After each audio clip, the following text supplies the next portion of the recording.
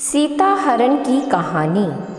रामायण काल में जब भगवान राम, माता सीता और छोटे भाई लक्ष्मण जी वनवास काट रहे थे तो वे वन में एक स्थान से दूसरे स्थान पर भटकते हुए ऋषि मुनियों की सेवा और सहायता करते थे और साथ ही साथ उनकी पूजा अर्चना और तपस्या को भंग करने वाले राक्षसों को दंडित करते थे और इस तरह उनकी रक्षा भी करते थे। इस कारण अब राक्षस ऋषि मुनियों को परेशान नहीं करते। भगवान राम, माता सीता और लक्ष्मण जी सहित वन में घूमते घूमते पंचवटी नामक स्थान पर पहुँचे। ये स्थान उन्हें बहुत ही रमणीय लगा और उन्होंने वनवास के अंतिम वर्षों में यहीं रहने का निश्चय किया। उन्होंने पंचवटी में गोदावरी नदी के तट पर अपने लिए एक छोटी सी कुटिया बनाई और फिर वहीं समय व्यतीत करने लगे। वनवास का समय शांतिपूर्ण तरीके से बीत रहा था। पहले की तुलना में राक्षसों का आतंक भी कम हो चुका था। इसी दौरान राक्षस कन्या शूर्पणखा वन भ्रमण को निकली और घूमते घूमते गोदावरी नदी के पास पंचवटी पहुंची और वहां उन्होंने भगवान राम को देखा और उनके गोरे वर्ण और सुंदर रूप को देखकर उन पर मोहित हो गई। शूर्पणखा ने सुंदर सा रूप धारण किया और वो भगवान राम के पास जाकर बोली कि हे राम, मैं आपसे विवाह करना चाहती हूँ। तब प्रभु श्री राम ने ये कहते हुए प्रस्ताव ठुकराया कि वे विवाहित हैं और उनकी धर्मपत्नी सीता उनके साथ ही है और ये कहकर उन्होंने अपनी पत्नी सीता की ओर इशारा किया। तब उन्होंने लक्ष्मण जी के साथ ठिठोली करने की मंशा से शूर्पणखा से कहा कि मेरा एक छोटा भाई है, वह भी मेरी ही तरह सुंदर रूप और शरीर सौष्ठव रखता है और जो वन में अकेला भी है, तो आप उनके पास अपना प्रेम पूर्ण विवाह प्रस्ताव ले जाएं। आपकी मनोकामना पूर्ण हो जाएगी। तब शूर्पणखा अपने विवाह की इच्छा लेकर लक्ष्मण जी के पास गई और उन्हें अपने विवाह करने की इच्छा जताई। तो लक्ष्मण जी ने उनका मजाक उड़ाते हुए कहा कि मैं तो अपने भैया और भाभी का दास हूँ और अगर तुम मुझसे विवाह करोगी तो तुम्हें भी उनकी दासी बनकर रहना होगा। शूर्पणखा ने इसे अपना अपमान माना और ये सोचकर माता सीता पर हमला कर दिया कि अगर सीता की मृत्यु हो गई तो राम मुझसे विवाह करने के लिए तैयार हो जाएंगे। तब लक्ष्मण जी ने क्रोध में आकर शूर्पणखा पर प्रहार किया और अपनी तलवार से उसके नाक और कान काट दिए। इस प्रकार के अनपेक्षित प्रहार से वह दर्द और अपमान भरे मन से अपने भाई खर और दूषण के पास गई और अपने राक्षस भाइयों से बदला लेने के लिए कहा। शूर्पणखा अपने राक्षस भाइयों खर और दूषण के पास जाकर राम और लक्ष्मण से युद्ध करने के लिए उकसाया और कहा कि मेरे इस अपमान का बदला लो। तब खर और दूषण ने राम और लक्ष्मण पर हमला किया, परंतु दोनों ही राम और लक्ष्मण द्वारा मारे गए। खर और दूषण की मृत्यु के बाद शूर्पणखा और भी ज्यादा अपमानित महसूस करने लगी और पहले से भी ज्यादा क्रोध से भर गई। इस कारण वो राक्षसों के राजा और अपने बड़े भाई लंकापति रावण के पास गई और रावण रावण कहकर इस प्रकार करहाती और चीखती हुई अपनी कथा सुनाने लगी। साथ ही साथ सीता की सुंदरता का भी बखान किया और रावण को अपने अपमान का बदला लेने के लिए युद्ध करने के लिए अच्छी तरीके से उकसाया। सीता के रूप और लक्ष्मण का विस्तृत वर्णन सुनकर रावण के मन में कुटिल विचार आ गए।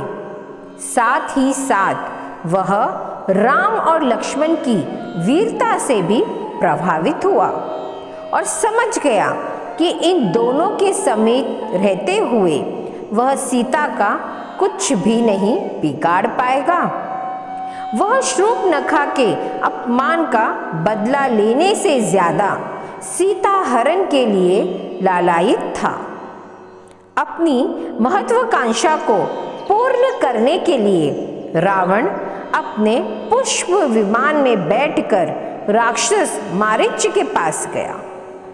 मारीच ने तप द्वारा कुछ ऐसी शक्तियां प्राप्त कर ली थी जिससे वह कोई भी रूप धारण कर सकता था और इसी शक्ति के आधार पर वह पहले कुटिलतापूर्ण क्रियाकलाप करता था, परंतु अब वह वृद्ध हो चुका था और अब वह अपनी शेष आयु के साथ ये सब पूरे काम छोड़कर ईश्वर भक्ति में लग गया था।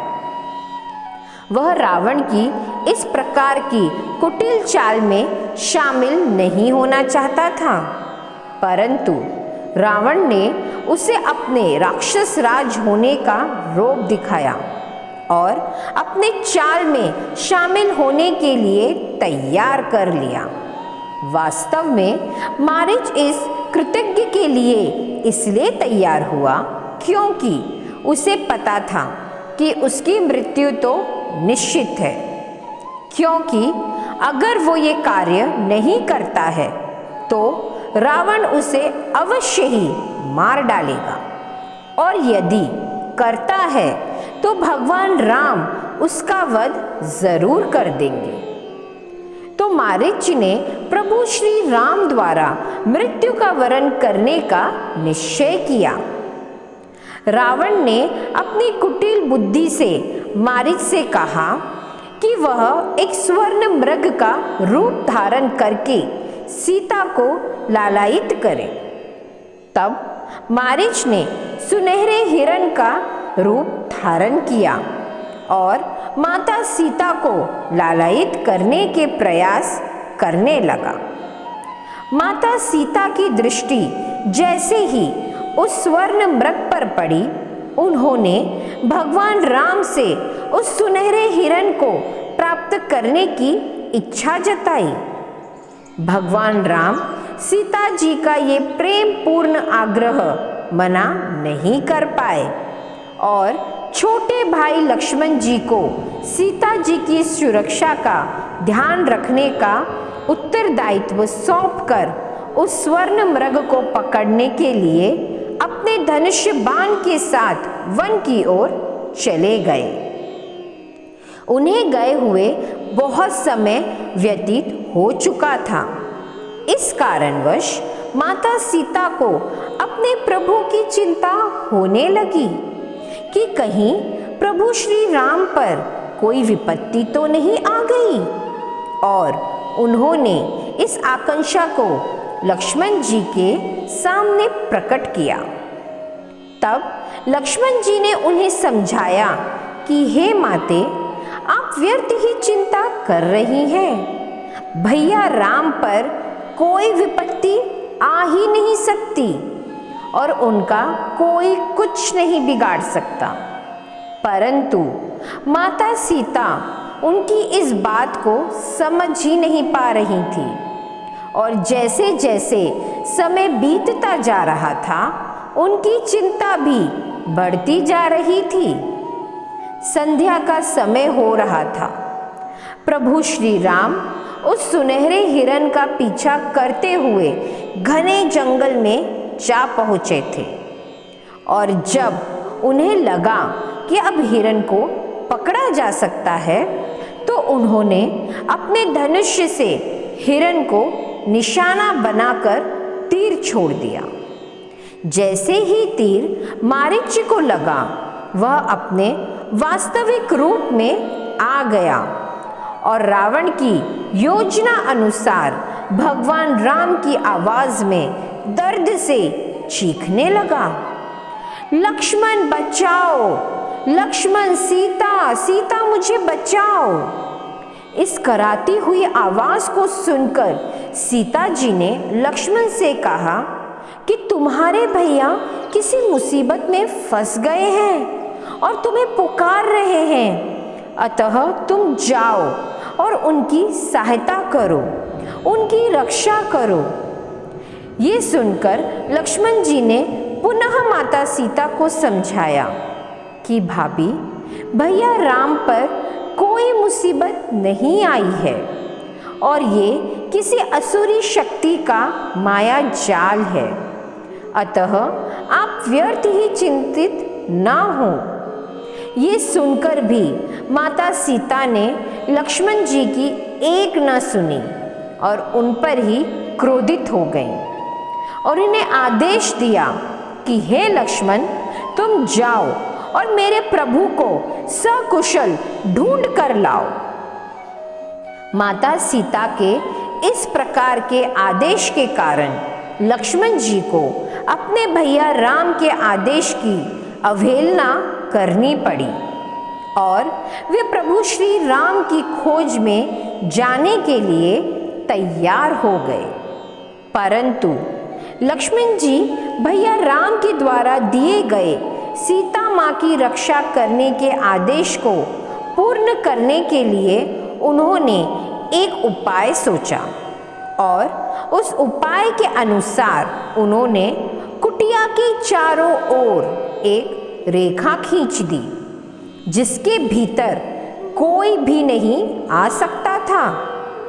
फिर उन्होंने माता सीता से निवेदन किया कि भाभी, ये लक्ष्मण द्वारा खींची गई लक्ष्मण रेखा है, इसके भीतर कोई नहीं आ सकता और जब तक आप इसके भीतर हैं आपको कोई हानि नहीं पहुंचा सकता। अतः मैं आपसे प्रार्थना करता हूँ कि चाहे कैसी भी परिस्थिति उत्पन्न हो जाए, जब तक मैं अथवा भैया राम वापस ना लौट आए तब तक आप इसके बाहर अपने चरण ना रखें। माता सीता इस बात के लिए सहमत हो गईं और कहा कि ठीक है, मैं इसके बाहर नहीं जाऊंगी। अब तुम प्रभु को ढूंढने जाओ, जल्दी जाओ, विलंब मत करो। इस प्रकार के वार्तालाप के बाद लक्ष्मण जी भैया राम को पुकारते हुए वन की ओर चले गए। वन में लक्ष्मण जी अपने भैया की खोज करते रहे और यहाँ सीता जी राम जी की चिंता में परेशान होती रही। वह यही सोचती रही कि मेरे प्रभु सकुशल हैं क्या नहीं हैं। फिर वहाँ पे रावण आया जो कि इसी अवसर की प्रतीक्षा कर रहा था कि राम और लक्ष्मण जी कुटिया से दूर कब जाएंगे और कैसे जाएंगे। वह अपने कार्य को पूर्ण तभी कर सकता था। वह माता सीता का हरण करने के लिए कुटिया के पास पहुंचा, परंतु जैसे ही उसने कुटिया में प्रवेश करना चाहा, लक्ष्मण रेखा के कारण वह प्रवेश ना कर सका। उसने साधु का भेष धारण किया और कहा, भिक्षान देहि माँ, भिक्षान देहि। माता सीता ने जब इस प्रकार की आवाज़ सुनी तो वे कुटिया से बाहर आई और भिक्षुक रूपी रावण को भिक्षा देने लगी।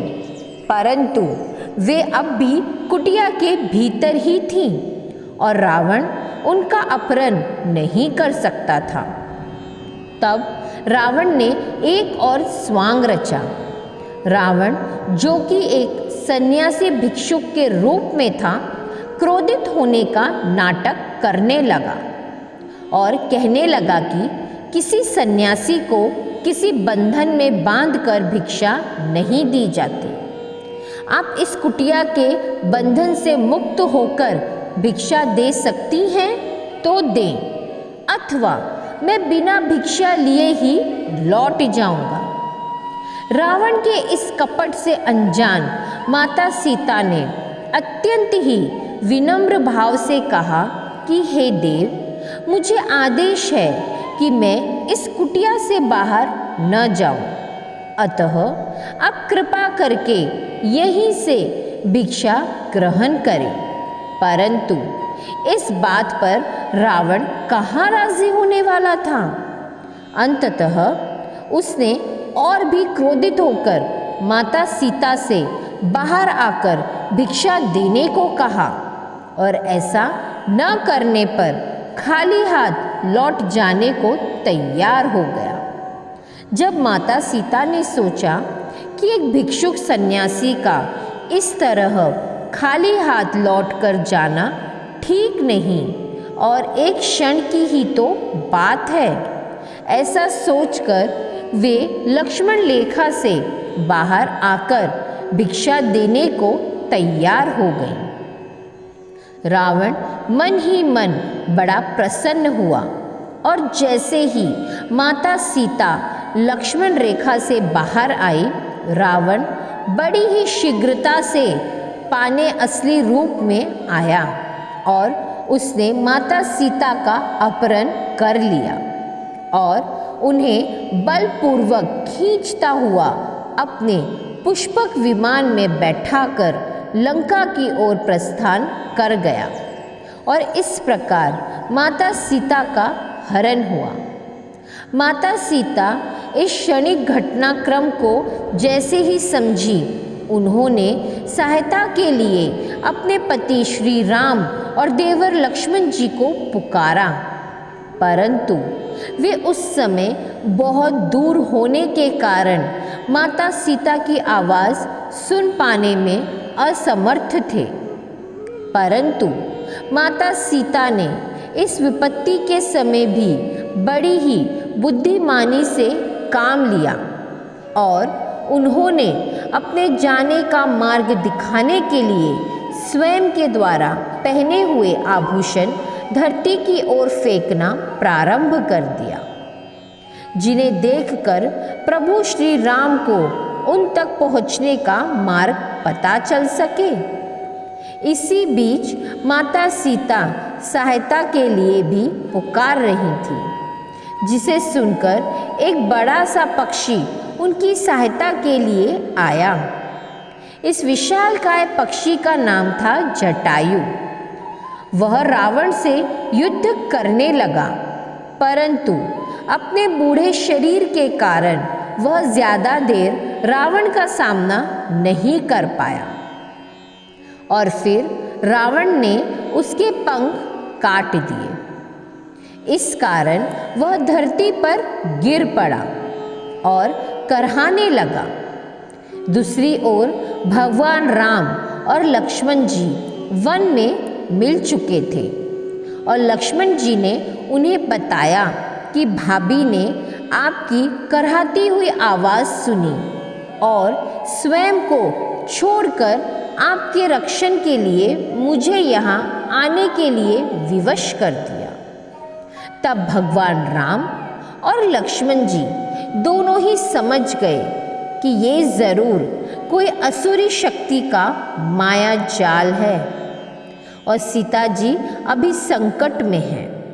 और इस प्रकार का विचार आते ही वे दोनों कुटिया की ओर दौड़ पड़े, परंतु वे जैसे ही कुटिया में पहुँचे, वहाँ बिखरा हुआ सामान देखकर किसी अनहोनी की आशंका से भयभीत हो गए और दोनों ही सीता जी को खोजने लगे। परंतु उन्हें कहीं भी उनका पता नहीं चल पा रहा था। तभी उन्हें माता सीता के आभूषण दिखाई दिए, जिसे भगवान राम पहचान गए कि ये तो सीता के आभूषण हैं, और वे उसी दिशा की ओर बढ़ने लगे जहाँ माता सीता के आभूषण मिले थे। आगे चलते चलते उन्हें और भी आभूषण मिले और फिर कुछ ही दूर पर एक विशाल घायल पक्षी दिखा। यह जटायु था, जिससे पूछने पर पता चला कि माता सीता को राक्षसों का राजा लंकापति रावण सीता हरण करके ले गया है, और इस प्रकार सीता हरण की सही जानकारी उन्हें प्राप्त हुई।